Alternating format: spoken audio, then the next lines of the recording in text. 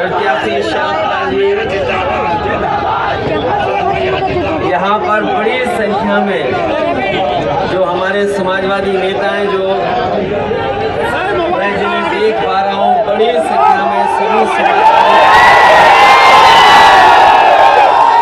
और साथी, ये मौसम जरूर बदला है और बदलता हुआ मौसम आगाज दे रहा है। इस बार गोरखपुर की जनता ने भी बदलाव का मन बनाया है।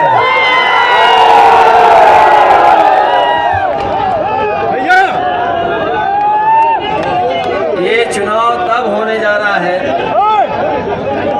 आपने पहले भी भारतीय जनता पार्टी की सरकार देखी है। भारतीय जनता पार्टी की दिल्ली में भी सरकार, लखनऊ में भी सरकार, और गोरखपुर जैसे शहर में सड़क पर गाड़ी बरसात में नहीं चलती है।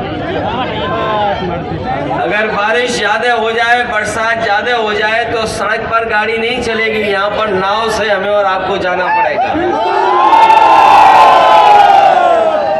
यहाँ कभी कभी देखने को मिलता है कि सड़क नीची है कि नाले ऊपर है, पानी कहाँ से निकलेगा। और एक ऐसी सरकार जिसने अपने पहले 5 साल के कार्यकाल में और इस कार्यकाल में जो शुरुआत हो गई है, जो नाली न बना पाई हो, नाला न बना पाई हो, पानी का निकास का इंतजाम न कर पाई हो, वो पार्टी कैसे उम्मीद कर सकती है कि वो उसके पक्ष में मतदान होगा। और गोरखपुर के लोगों को मैं याद दिलाना चाहता हूँ, ये मुख्यमंत्री जी वही हैं जिन्होंने कहा था कि हम गोरखपुर में मेट्रो चलाएंगे। बताओ गोरखपुर वालों, मेट्रो स्टेशन कहाँ पर है, ये हमें बताओ।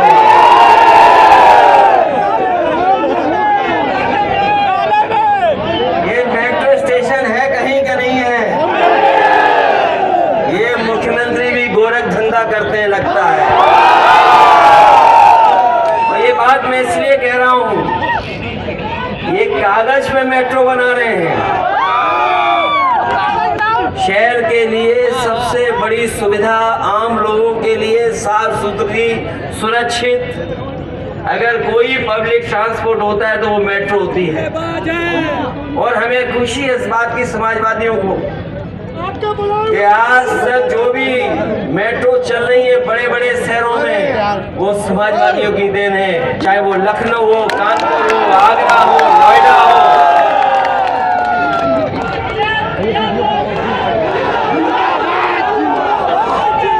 अगर नारे लगाना तो ठीक, अच्छी बात है। मुझे नहीं लगता है कि मुख्यमंत्री जी मेट्रो समझते भी कि मेट्रो है क्या चीज।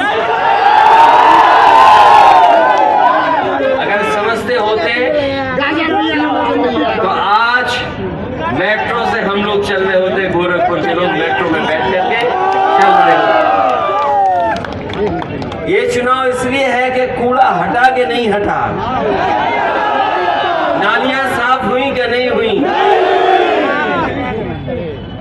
अगर नालियां नहीं साफ हुई, कूड़ा नहीं हटा, तो आपसे घरों का टैक्स ले रहे हैं कि नहीं ले रहे हैं। और अगर नाली को सीवर में जोड़ोगे, उसके लिए भी रुपया देना पड़ रहा है कि नहीं देना पड़ रहा है। और इस शहर में तो ट्रैफिक पुलिस की जरूरत नहीं है। हमने तो कई तस्वीरें देखी। हम अपने पत्रकार साथियों को धन्यवाद देंगे। कभी कभी हमारे पत्रकार साथी हिम्मत करके अपनी जिम्मेदारी निभाते हैं। यहाँ पर सड़कों पे देखा है ट्रैफिक पुलिस की जरूरत नहीं है। यहाँ पर सांड अपने आप ट्रैफिक संभाले हुए हैं। बताओ सड़कों पर सांड घूम रहे कि नहीं घूम रहे? ये किसकी जिम्मेदारी है? सांड हटाना, कूड़ा हटाना, नाली साफ रखना, साफ करना, उनकी बातें नहीं कर रहे हैं। पता नहीं कौन सी बात कर रहे हैं हमारे मुख्यमंत्री जी। यानी कहाँ से बात लेकर के आ रहे हैं?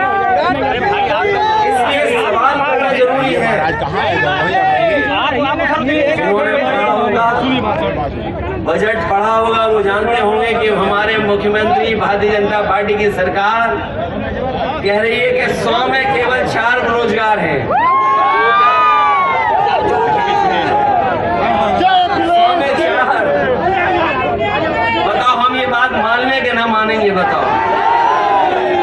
हमारी कोई जानकारी नहीं, हम मानते हम पढ़े लिखे नहीं हैं, लेकिन मुख्यमंत्री जी कह रहे हैं कि 100 में 4 बेरोजगार हैं। बताओ गोरखपुर के लोगों, क्या 100 में 4 बेरोजगार हैं यहाँ पर? आप किसी गांव में चले जाओ, 100 के 100 नौजवान हमारे बेरोजगार, उनके पास नौकरी और काम नहीं है। आज आप में कोई रोजगार नहीं है।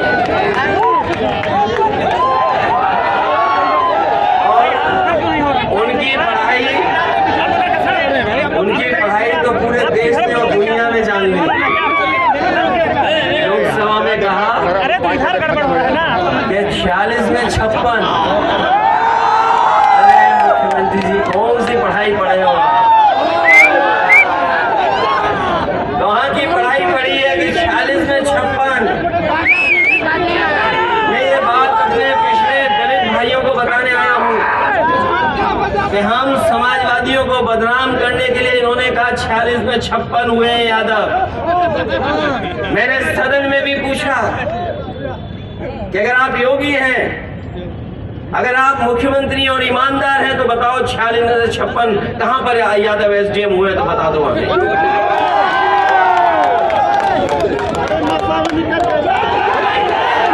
कोई मानेगा कि 46 में 56?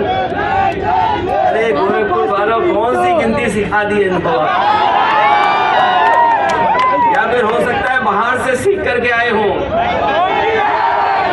46 में 56 कौन मांगेगा? कौन मानेगा बात को?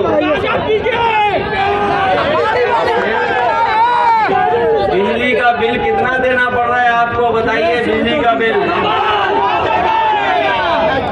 आज घरों का मीटर तेज चल रहा है, और जब से ये सरकार आई है जो मीटर लगाए हैं वो और तेज चल रहे हैं। जो नए मीटर है वो ज्यादा तेज चल रहे हैं। कितना बिजली का बिल देना पड़ रहा है आपको? इन्होंने बिजली नहीं बनाई। अगर कहीं एक भी यूनिट बिजली बनाई हो तो हमें बताएं। और बिजली बनाना तो दूर, जो बिजली कारखाने का नाम है वो आज तक मुख्यमंत्री जी नहीं कह पाए।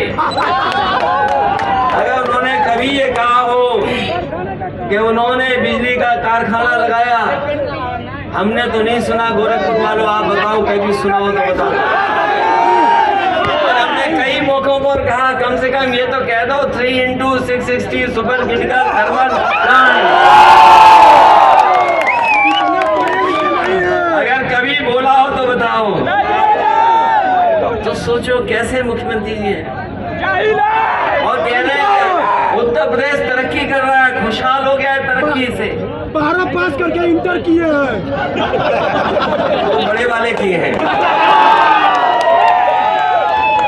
इनकी पढ़ाई 46 में 56 वाली है। और सोचिए क्या कह रहे हैं ये लोग, उत्तर प्रदेश की $1 ट्रिलियन इकोनॉमी है। सब झूठ है। ये 1 ट्रिलियन इसलिए बोल रहे हैं कि हमारा गरीब समझ ही ना पाए। बताओ हमारे गरीब कब समझ पाएंगे कि 1 ट्रिलियन क्या है? $1 ट्रिलियन इकोनॉमी हम लोग तो नहीं समझ पा रहे हैं। कोई अधिकारी समझाए कि 1 ट्रिलियन इकोनॉमी क्या होती है? 1 ट्रिलियन इकोनॉमी वो इसलिए बोल रहे हैं कि कोई समझ ना पाए।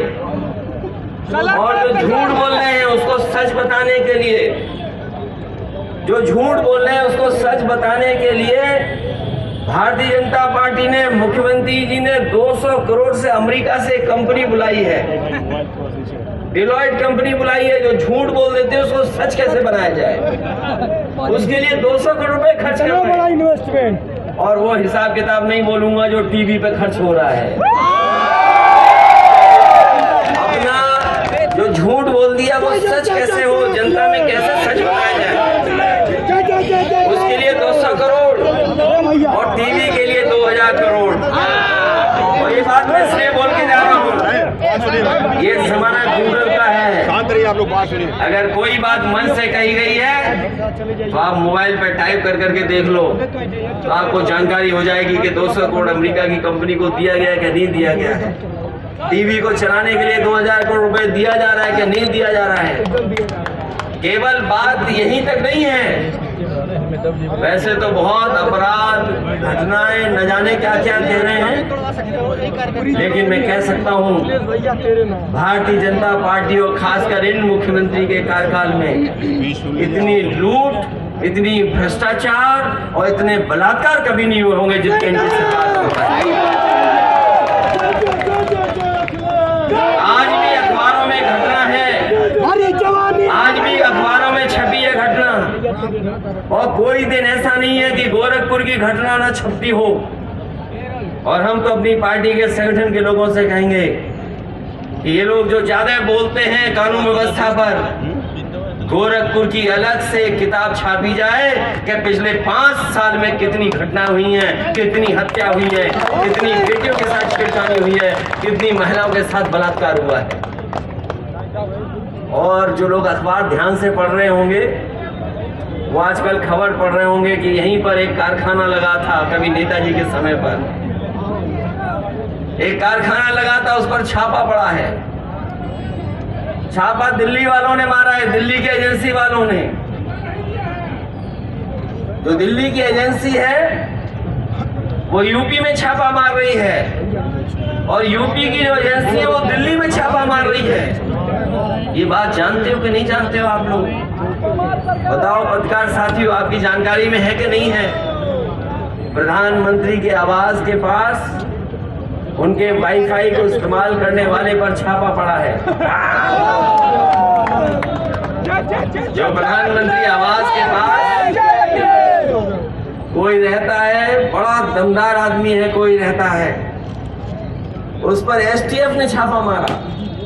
ये बात हमें समझ में नहीं आ रही है कि बताओ एसटीएफ यूपी की दिल्ली में छापा मार रही है और दिल्ली की इनकम टैक्स गोरखपुर में छापा मार रही है। कहीं ऐसा तो नहीं कि डबल इंजन आपस में टकरा रहे हो, एक दूसरे को टक्कर मार रहे हो। तो ये बात मैं इसलिए कह रहा हूं, जब अखबार पढ़ो ध्यान से पढ़ना। ये जो गोरखपुर वाले उद्योगपति हैं, इनका कारोबार लखनऊ से लेकर के न जाने कितना फैला हुआ है। सुनने में आया है कि कई नेताओं के व्हाट्सएप चैट है उनके जो पकड़ी गई है, वो समाजवादी नेता नहीं है, वो भाजपा नेता हैं। और जिस पर एसटीएफ ने छापा मारा है दिल्ली में, सोचो दिल्ली के पास बड़ी बड़ी संस्थाएं हैं, उनके पास आईबी है, इंटेलिजेंस है, और भी संस्थाएं हैं। वहां छापा नहीं मार रही दिल्ली की पुलिस, दिल्ली के अधिकारी, यूपी के लोग जाकर के छापा मार रहे हैं। और उसका परिणाम आपने देखा होगा। जो लोग दावा कर रहे हैं कि लॉ एंड ऑर्डर बेहतर है, लॉ एंड ऑर्डर अच्छा है, वो बताएं कि आज तक परमानेंट डीजीपी क्यों नहीं पोस्ट हो पाया है? बताओ, यूपी में डीजीपी परमानेंट ही नहीं है।